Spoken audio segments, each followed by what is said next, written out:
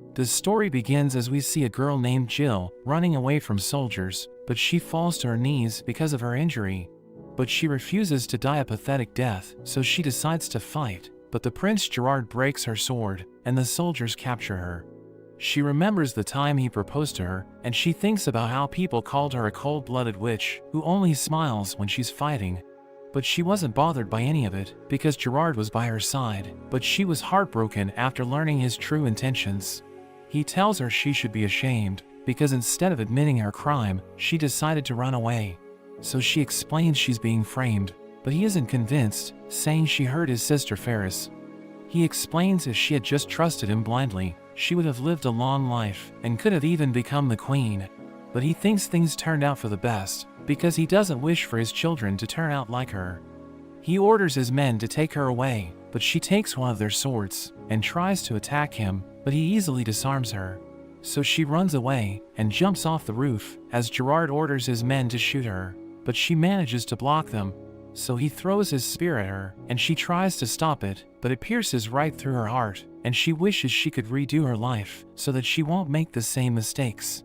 As she opens her eyes, she sees her parents, which shocks her, because her parents should already be dead. They think she's just nervous, since it's the first time she's in the royal capital, where they're attending Prince Gerard's 15th birthday party. But she knows he is supposed to be 21, so she thinks her life is flashing before her eyes. As they enter the party, Jill realizes she's young again, and she remembers it's the party where Gerard proposed to her, so as he makes his entrance, she immediately runs away. She sees Ferris's room, and she remembers how her engagement with Gerard was just a way to hide his forbidden relationship with his sister. When Jill found out about them, he immediately accused her of trying to poison the princess, and she was given the death penalty. She still doesn't understand what's happening, wondering if she's dreaming, or if she has really gone back in time. But she knows that it's an opportunity for her to correct her mistakes, and she remembers how Gerard proposed to her the moment their eyes met. But since she ran out of the room after he saw her, she wonders if she has already changed everything. But she's shocked as he suddenly joins her, and she wonders if it's already too late to change everything. He's about to propose, but she runs away, saying her parents must be worried about her. He keeps following her, and she wonders how she can stop him, so she grabs a random guy, saying she has fallen in love with him. The man named Hades accepts her proposal, but she realizes that she screwed up, because in 6 years' time, he will become a mad emperor and destroy the kingdom. He tells her she shouldn't feel nervous, because he will never hurt her, but she passes out from all the stress. Jill wakes up in her room, and Hades is relieved she's okay, but he asks her to propose to him again, so that he can confirm he isn't dreaming. But she thinks about the future, where even though she surrendered, he still ordered his men to kill everyone, but he decided to leave when she offered to become his prisoner. He picks her up, saying she should wear shoes if she plans on standing, or her feet will get cold, and as he puts on her shoes, she starts to blush, since she has never been treated as a lady. Gerard arrives, and he asks her to explain why she kept running from him, but Hades tells him he shouldn't press a girl with his questions. He asks Hades what he's doing in Jill's room, so he explains that it's natural for a man to be concerned when their wife falls unconscious, but Gerard mentions that they aren't married yet. He reveals that it's already been decided within the inner circle of the kingdom that he will marry her, and he tells Hades he shouldn't interfere with their kingdom's matters since he's an outsider. But he thinks Gerard is just angry because she rejected him, and he tells her they should go somewhere else, but Gerard mentions that he won't let them leave. Hades calls him a fool, telling him he doesn't stand a chance, and he tells everyone to stand aside, causing them to fall to their knees. He walks away, and he tells Jill that he won't let anyone hurt her, but he thinks Gerard isn't going to give up that easily. He mentions that her magic energy is still unstable, so they will travel by boat, and he teleports them there, telling her not to worry, because they will be in the Rave Empire within a few hours. He gives her a dress, and she wonders why he has clothes for a girl, but she's glad that she was able to get away from Gerard. After that, Hades gives her tea and cake, which she finds delicious, but she asks him if he's serious about their marriage, reminding him that she's just a little girl. But he finds no problem with her age, and since she has high magical powers, he thinks she's the perfect woman for him. He notes that she must love him since she was the one who proposed. She can't believe he took the words of a child so seriously, which makes him wonder if the proposal was real.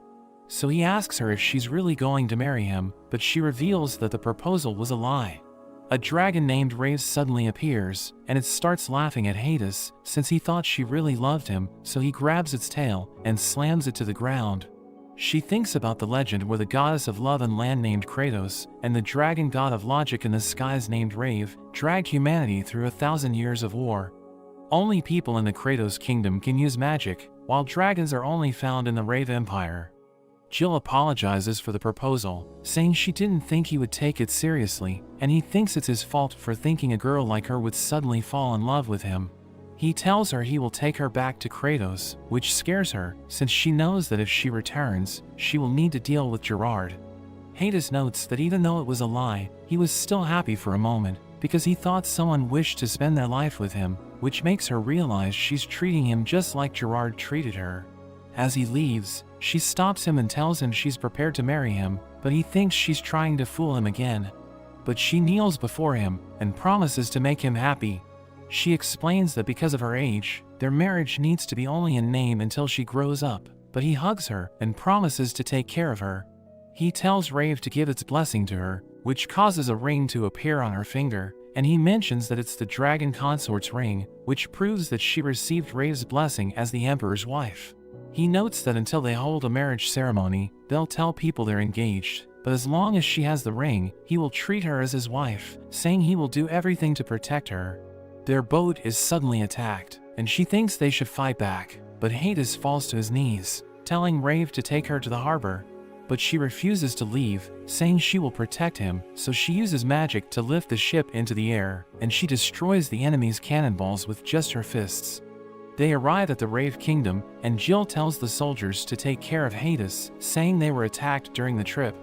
Rave thanks her for saving him, and it tells her she shouldn't speak too loudly, because people will think she's crazy, and she realizes the other people can't see him. She sees a girl named Sphere looking for Hades, and she starts to cry, saying she didn't know what to do, because she heard he brought a girl back from Kratos. Rave reveals that she's the daughter of a local lord named Beal, saying she's her rival, since she was a candidate to become Hades' fiancée, and she approaches Jill, telling her she won't just let her have him. After that, Jill thinks about the Beelberg tragedy from her own time, where a feast was thrown to celebrate Hades' return from Kratos. But he didn't want to marry Sphere, so she killed the other candidates and set the palace on fire before taking her own life. Jill thinks that since Hades brought her with him, the tragedy won't take place again, but she notes that if it happens, it will lead to the war with the kingdom. Rave arrives, telling her that Hades has woken up, but he's worried about her because he learned that she met Sphere. He comes to the room with bread, and she's hesitant to eat them, but he forces her to try some, and she finds it delicious. He thinks she won't leave him after tasting his cooking, saying it will bind them together, but she thinks it sounds idiotic, so she slaps him. She wonders why he snuck out of the palace to meet her, and he tells her it's because he missed seeing her. He reveals that he ordered his men to take her to the imperial capital, but they kept her in the room, which makes her wonder if Beal is planning on rebelling, and Rave thinks he was the one who attacked them. She asks him if he's really cursed, and he mentions that he wishes she would love him, but he doesn't want to fall in love with her. He tells her about how he was a prince who was far removed from the line of succession, and due to his mother's status as a concubine, he couldn't stay in the capital. So he was sent to the borderlands, because his mother saw him as a monster, since he was the only one who could see Rave. There were strange things that started happening after his 11th birthday, when his older brother died of an illness, and after that, all the princes who were next in line died one after another, which made him feel that something was trying to make him the emperor. He told everyone he was innocent, and the only person who believed him was his older brother Vissel, but he was a lesser prince, so he didn't have the power to do anything.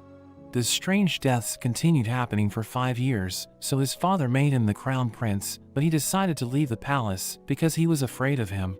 And on the day of his coronation, his mother took her own life, which led to him getting the title of the Cursed Emperor. Jill looks suspiciously at Rave, but it assures her that it didn't do anything, saying Hades would have become the emperor even if none of that happened. He mentions that she shouldn't feel bad about him, because everyone supports him after Vissel convinced them. But she knows that Vissel is the one who will leak information to Kratos in the future, which leads to Hades executing him and all of his half-siblings. She asks Hades if he thinks it's unfair how everyone treats him, but he explains that they're his people, so he needs to protect them no matter what. He mentions that his curse shouldn't affect anyone else, as long as he has a wife who has received Rave's blessing, and he notes that they should be able to live happily for another 3 years. She notes that he has countless enemies around him, so she asks him how he plans on dealing with them, and he notes that if Beal has really betrayed him, then he will crush him.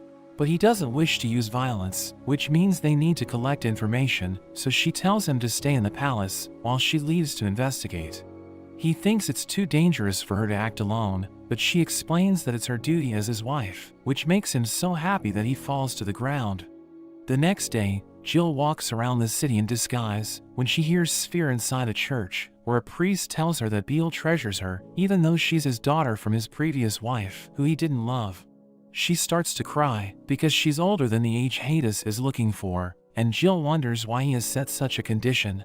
A group of soldiers suddenly enter the church, and she hears Sphere screaming, as she reminds herself that her goal is just to gather information, but she still decides to interfere. Meanwhile, Beal meets with Hades, telling him an unknown group led by Jill has taken over the naval port, and they have also taken Sphere hostage. Hades asks him about their northern forces, but he mentions that they aren't able to solve the situation, so he's sending his own men, since his daughter is in danger. Hades wonders what he's going to do with Jill, but Beal tells him she's a spy, blaming him for the situation they're in. So Beal tells him that after they solve the problem, he should order the northern forces to leave the city. Hades gives him permission to do whatever he likes, but he warns Beal that if Jill turns out to be innocent, he will be punished. But he notes that Hades should be worried about himself, because if something happens to Sphere, he will need to atone for his actions. Jill and Sphere are locked in a room, and Sphere thinks Jill is just a random boy who got stuck there because of her. She tells Jill that Hades will come to save them, and Jill notices how much she trusts him, so she mentions that she owes him a debt of gratitude. She reveals that her mother died when she was young, so her father remarried, and she was sent to live in a different place. She started visiting the dragons, and even though she couldn't understand their language, she felt they were speaking to her. When she first met Hades, he asked her if she could see anything on his shoulder, but she didn't see anything. After she went home, her father scolded her, telling her to pay back the money he spent to send her to the palace. But Hades protected her, and he even had tea with her every month. Before he left for Kratos, she confessed her feelings to him, but he turned her down because of her age. Jill wants to help her, but she knows that if they escape, she'll be accused of kidnapping her, so her only choice is to expose Beal's plan. 2 more people named Zeke and Camila are thrown into the room, and Jill starts to cry, because she knows them from the future. She recalls that they both died, but she realizes that she still has a chance to save the people she loves. Camila tries to cheer her up, telling her Zeke is an idiot, so he becomes upset, and they start to argue. She orders them to stop, but they refuse to listen to her, so she breaks her handcuffs, and they can't believe how strong she is. She tells them to stop fighting, and she sets everyone free, telling them they need to think about their next move. They discuss the situation, and they realize that the ruffians disguised themselves as northern soldiers and occupied the harbor. But Zeke wonders what they're after, and Sphere mentions how the ruffians told her that Jill is behind the conflict. Camila thinks Beal is planning to deploy his personal soldiers to defeat the ruffians so that he can drive away the northern forces from Beelberg and ruin Hades' reputation by making everyone believe his wife is guilty. Sphere could end up dying during the conflict, but they think Beal doesn't care because he can use her death to gain power. But Camila wonders why Jill is nowhere to be found, and a man named Gar reveals that he was watching over Jill's room, saying the ruffians asked him where she is, but he told them he has no idea. Zeke wonders why they're looking for her, so Camila tells him she isn't really their leader, and Sphere realizes that her father will benefit from the conflict. Zeke and Camila discuss how they got mixed up in the problem, so they think they need to leave the Empire when Beal's troops show up. Gar wonders if they should tell Hades the truth, but Camila thinks he'll never believe them because they're just commoners. Sphere volunteers to do it, telling them he's her friend, so she thinks he'll listen to her, saying he'll understand the situation if she explains it to him. She tells everyone not to worry about her and leave the Empire, saying she will stay there to tell him the truth.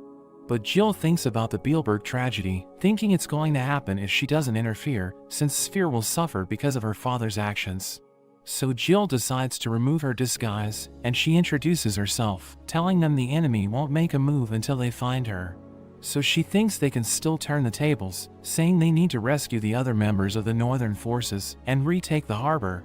Camila and Zeke think her plan is perfect, and she tells Sphere that she's an important part of the mission, since they will lose if she dies. So Jill promises to protect her, but she must formally accuse her father once the conflict is over, telling her she'll be executed if she doesn't follow the plan. She wonders why Jill is trying to save her, because they're supposed to be rivals in love. So she explains that her marriage with Hades is in name only, saying they don't have feelings for each other. So Sphere is worried that she might betray him, but she explains that there's no reason to worry, because they both have reasons for choosing each other, saying she promised to make him happy. We cut to Hades, as he thinks about ruling through fear, and he orders Rave to look after Jill, saying his next move will depend on the situation. He thinks Beale will start killing people so that the incident will attract the public's attention, saying he wants to dispose of him, but he wanted to give him space so that he can find the mastermind. Rave asks Hades what he plans to do with Sphere, and he explains that her family is about to lose power, so he thinks she's better off dead. We return to Jill, as she tells Sphere that she's loyal to Hades, and Sphere decides to trust her, saying she will formally accuse her father.